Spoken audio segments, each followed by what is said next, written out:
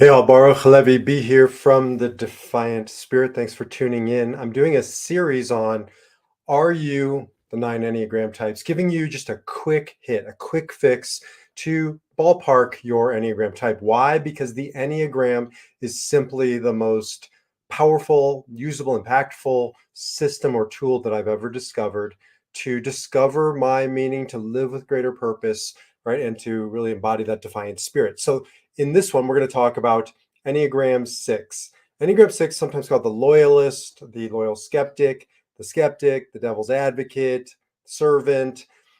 It doesn't matter what you call these numbers, they're the same energy, the same patterns in all systems, or else it's not the Enneagram. It's based on mathematics, it's based on physics, it's based on psychology. There's just so many dynamics to this amazing system. But the bottom line is Enneagram 6s in any system are the loyal piece of each and every one of us. Now, you have all nine numbers within you. However, you do have a dominant go-to strategy or core type. And if you're an Enneagram 6, you just embody, I'm going to call it devotion. In my one of my programs called Lead 360, I call it the devoted leader. But devotion is such a great word, right? To be devoted, to be all in. And that's some of the beauty of the Enneagram 6. They live in the present moment where they're just attentive to whomever or whatever is around them. Now, it does come, always comes from both what I call faith and fear, or aspirational and desperational. And so when it's coming from fear, the 6 as a fear that they don't belong, that they don't have a secure place in this world, in the society, in their home. And so they can come from this place of being so devoted because they're afraid of being left alone, of being lonely, of being on the outside or ostracized. It also comes from this deep need of security and safety. So, one of the ways you really know you're a 6 is if you grapple with safety and security. Now, every type, every human being, every life form grapples with safety, security, right? Fight or flight. So this is primal. However, for a 6, it's a little more palpable. It's more at the surface. You can feel it. And when you think about people like, like a Larry David or Chris Rock or Jason Alexander, these are people who've embraced it almost like an MO, almost like a shtick, right? It doesn't mean you have to live as a neurotic. Woody Allen is an extreme, but it does mean that no matter how hard you try, it bubbles up to the surface. Not to complicate things, there are two types of 6s. There's the phobic 6, which I'm describing. You can just sort of feel their fear.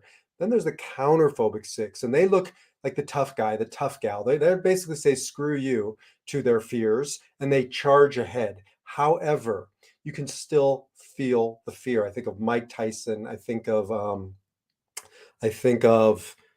what's his name, the crazy guy, Mel Gibson, right? Even when they're tough, you can feel the fear underneath the surface.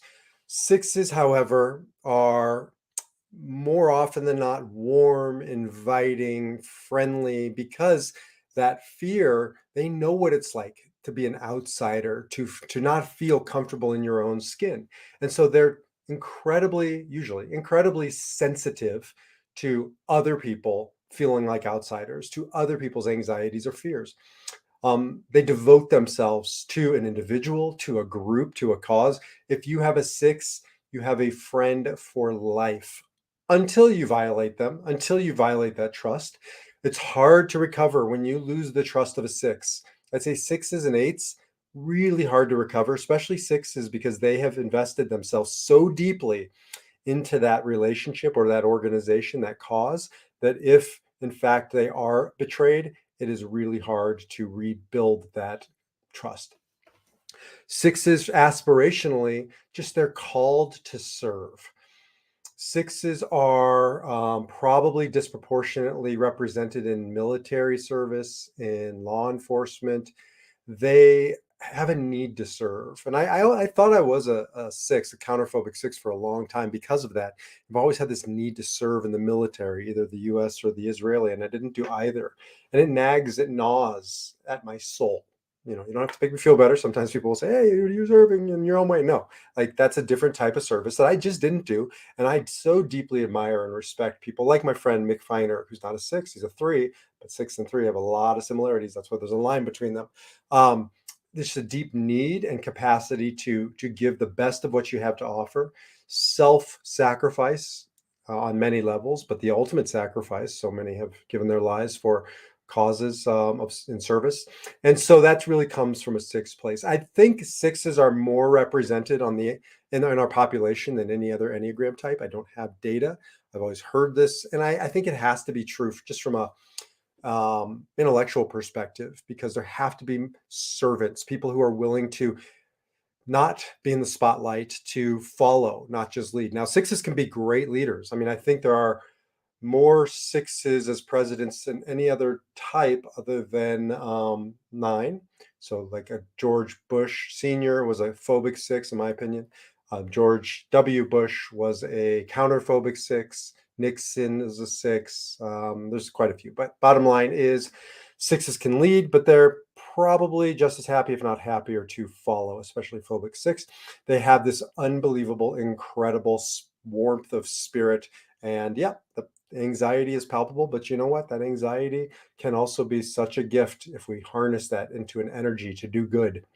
And that's really the definition of true courage. It's not the absence of fear, it's to feel the fear and do it anyways. So sixes can be incredibly courageous when they stop reacting and they start responding. And that's the work that I do with clients, coaching, and through the Enneagram, finding deeper meaning, purpose, and resilience in your life. If you want to learn more, jump over to defiantspirit.org. I also soon will be releasing my Discover Your Number free Enneagram discovery tool, so you can discover your number. All that we're talking about here, you can do it here, but you'll have it a one-stop shop over there. Until the next time, defy your number and live your spirit.